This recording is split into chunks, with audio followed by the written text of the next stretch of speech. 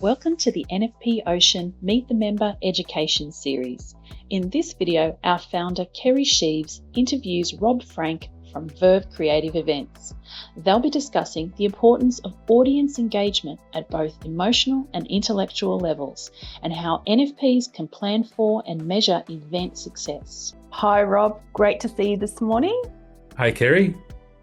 Well, look, let's get straight into it. We're talking about events today and the importance of having the audience genuinely engaged, both emotionally and intellectually, so that you can achieve great outcomes. And my first question is, why NFP events fail to achieve their desired outcomes? Well, I wouldn't say that all NFP events fail to achieve their desired outcomes, but what tends to happen at a lot of events, and it's not just restricted to NFP events, is that it's one-way communication. It's communication from the stage that doesn't necessarily involve the audience and the audience interacting. So in today's modern technology age of communication where there are so many ways to communicate and so many distractions, one-way communication from the stage is rapidly becoming very ineffective. What's important with conferences and events is co-creation, right, where the audience is involved in delivering the information, where the audience interacts with the presenters so that it's a two-way communication. That way the audience is much more engaged. That way the presenter can tailor their messages around what the audience wants to know, of course, still leading their agenda. But it's really important that co-creation is part of any conference or event strategy. Yeah, you're right, actually. I think about all the events that I've sat through and you kind of get to about the halfway point and you think, oh man, we've still got an hour to go here. And I feel like I've just been talked at, or there's been death by PowerPoint. And even if it's a fundraising kind of event or something where people are sharing what their mission is and all the great work they've done, if it's still that just sit and listen, no interaction, I'm kind of switching off. I'm not really engaging with them. Absolutely. Yeah. And that's what tends to happen is, people get distracted by their phones or they think, oh, bloody hell, I've got emails to answer, because they're switching off either suddenly or slowly. They're not involved in the presentation. You're right. And I suppose, when we're thinking about emotional connection, what kind of things could events people be doing to create that emotional connection? Well, that's what often happens with events. It's, again, I stress it's not just restricted to NFP events, but is that there's a focus on intellectual. There's a focus on delivering messages full of information without necessarily thinking about how to emotionally connect to the audience. More and more, people are wanting emotional connection. People are wanting genuineness, and people are wanting to have their say. And by having two-way communication, you're creating emotional connection. Emotional connection is really important for your brand. You need to have people emotionally and intellectually and even spiritually connected to your brand. Once you have that, the audience is on a journey with you. You're on a journey together, and you're building the reputation of your brand.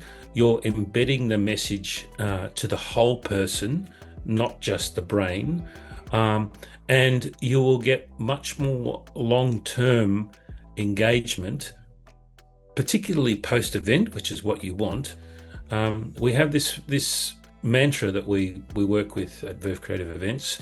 What do you want the audience to know, feel, and do in the days, weeks, and months after the event? So events need to be designed with those questions in mind, because it's not about the event, it's about what happens afterwards.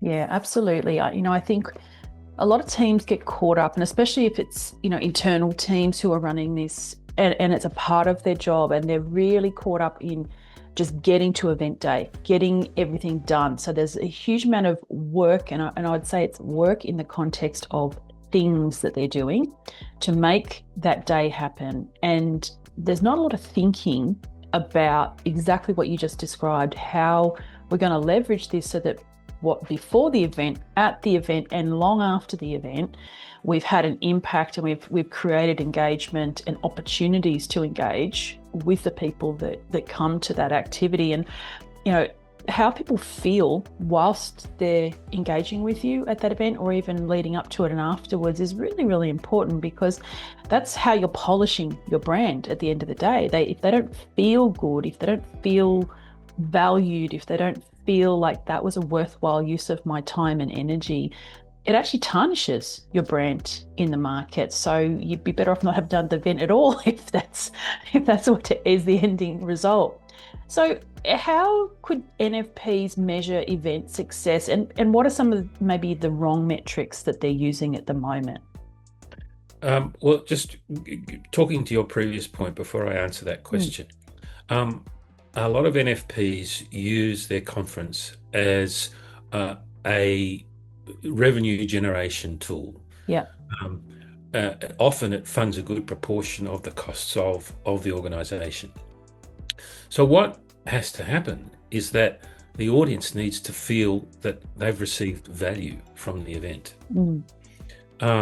And how you receive value from the event is by providing them with tools and ongoing communication post-event, so that the messages and the lessons and the engagement is long-term, and they can apply that to their work. They can apply that to their own organization. Once you've achieved that, you've achieved a sense of, I've received value from this event. I'm going to tell my friends, I'm going to tell my colleagues, so that next year, not only will they attend again, but their colleagues will.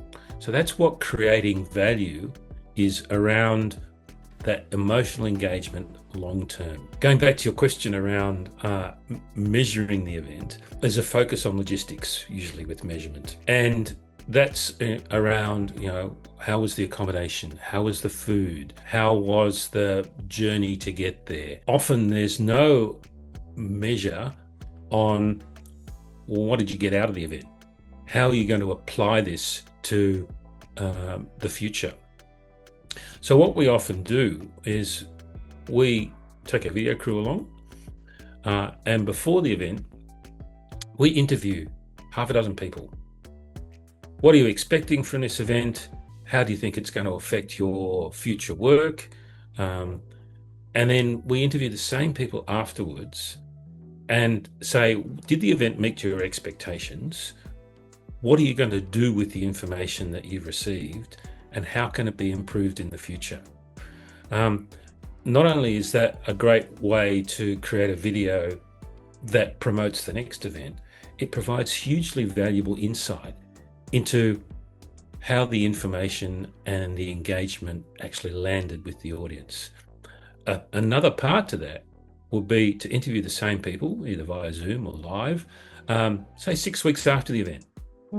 Okay, you've been to the event, you've learnt a whole lot of things. How are you applying them now? What's been the effect of the event on your work 6 weeks down the track? A hugely valuable piece of data that will help shape not only the next event, but shape the way that the NFP or the client communicates with an audience up until that event. Yeah, you're right about all this. The one thing that I do see missing in many NFP events is my takeaway. So it's often about them and them sharing what they do and them asking me for something. It could be asking me just to learn about them. It might be asking me to give to them, or it might be asking me to volunteer or something, but it's generally one way.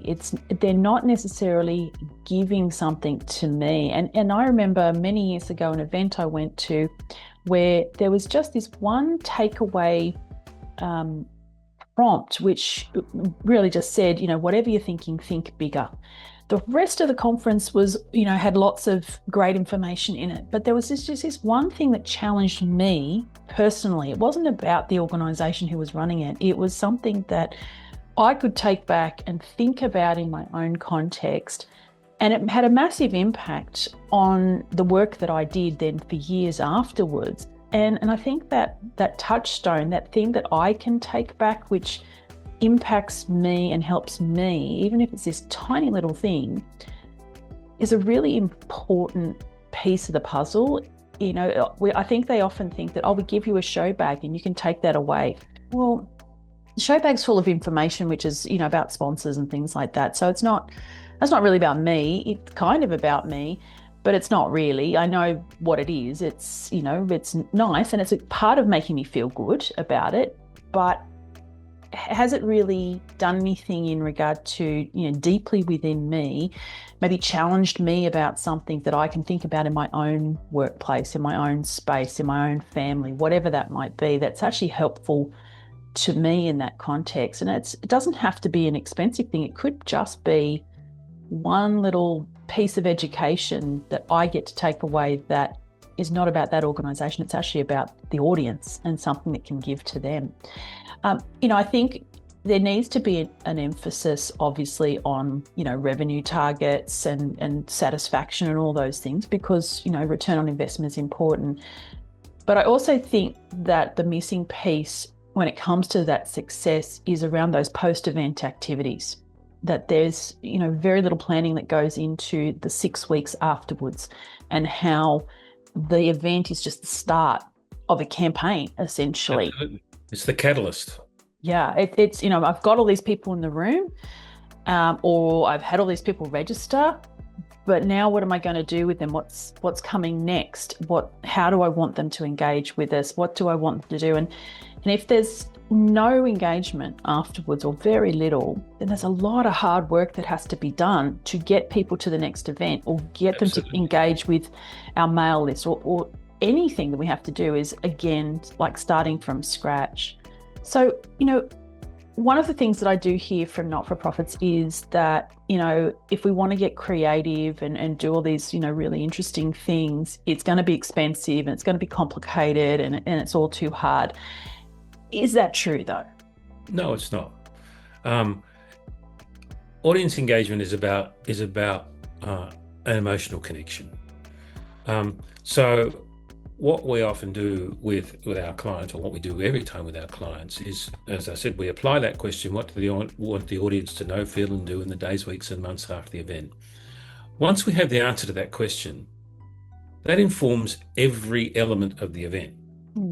Venue selection, even food and beverage selection, as well as the content from the stage. And so creativity needn't be expensive. It needn't be, lots of lights and big screens and AI videos and what have you. It's just about thinking about the audience, thinking about their needs, and thinking about how to communicate with that audience in a way that the message lands deeply.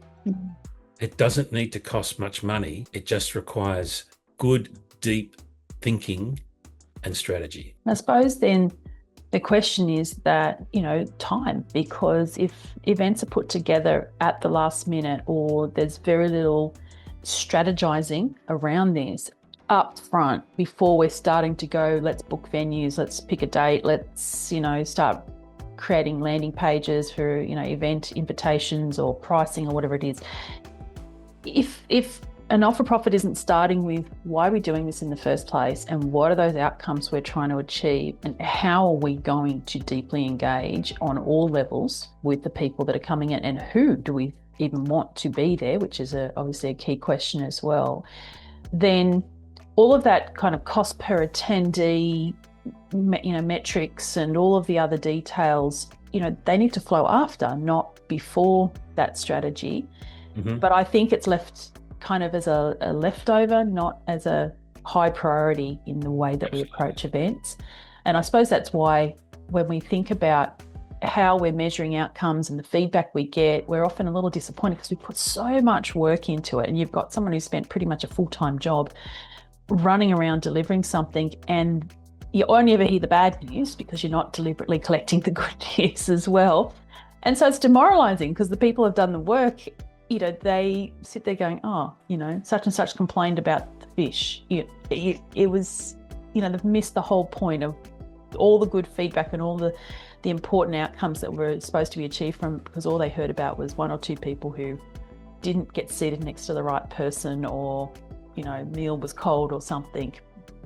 But, we've missed the mark completely on what it was we were looking for as outcomes for people. Absolutely. So, one of the things which I'd love to get your opinion on is, as an NFP leader, where should they start when it comes to, looking at how they approach events? And if they're saying, if we want to have a completely new strategy to our events, which have much better engagement, where do they begin with that? There's often a sense of, if it ain't broke, don't fix it. The conference or the event has had the same or similar formats for the last few years. It's worked. We've attracted an audience. They've paid their money. We've made our revenue. So why change it? There's an opportunity to grow. There's an opportunity to provide much more value from the audience by applying that simple question. I'm sorry to repeat it, but what do you want the audience to know, feel, and do in the days, weeks, and months after the event? If you apply that question before you've considered anything else, if you have an audience focus, you're going to be able to design an event that presents great value. Mm-hmm.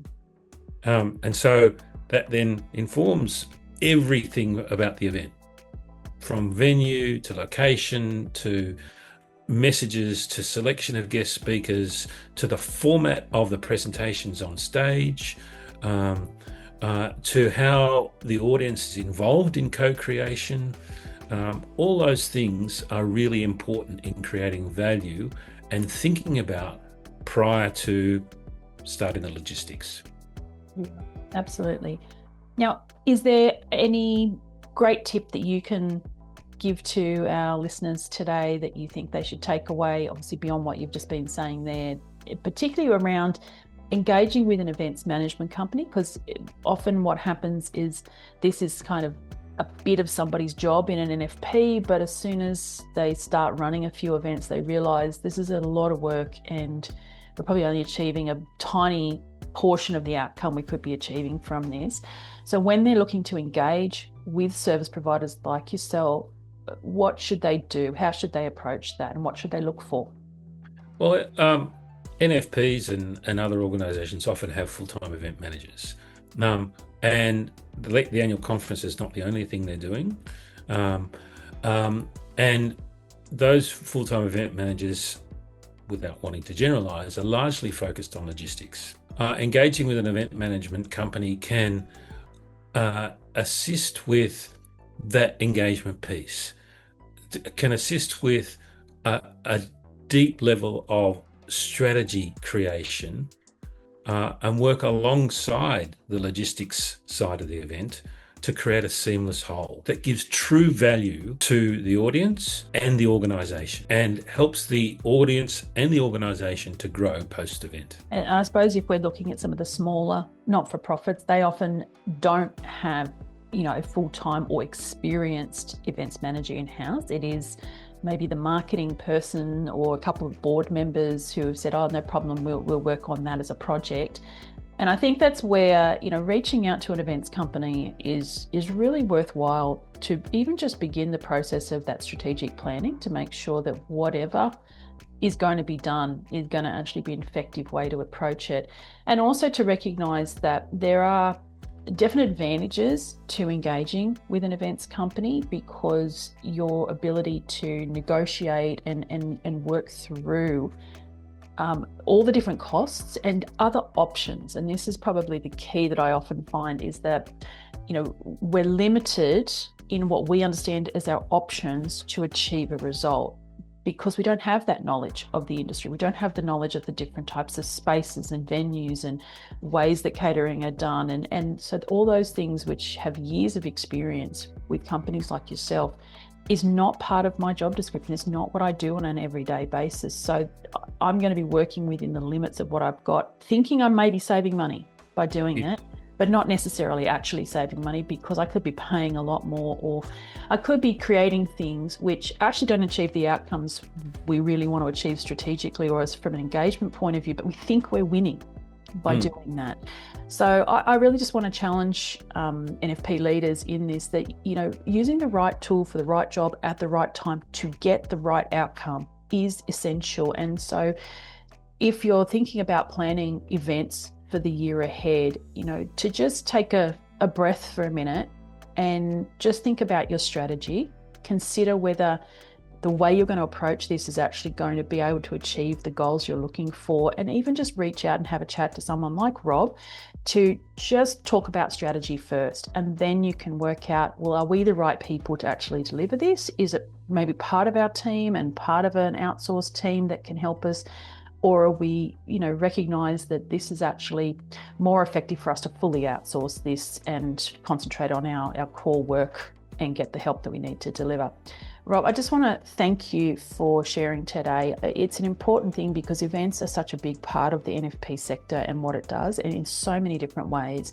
And really being able to connect on all levels with your audience across a longer period of time than just the event date is a really important message that I think NFP leaders need to understand and really grasp hold of. Thanks for joining us today. Thanks, Kerrie. If you want to find out more about Verve Creative and about the event services they provide, then jump onto our portal and reach out. You can reach out to Rob, Frank and the team, and they're more than happy to have a conversation with you, do a little discovery session to see how they might be able to assist your organisation this year. You can reach out to Verve Creative Events to help your NFP grow through NFP Ocean. Join us today and start exploring the great resources and services we offer.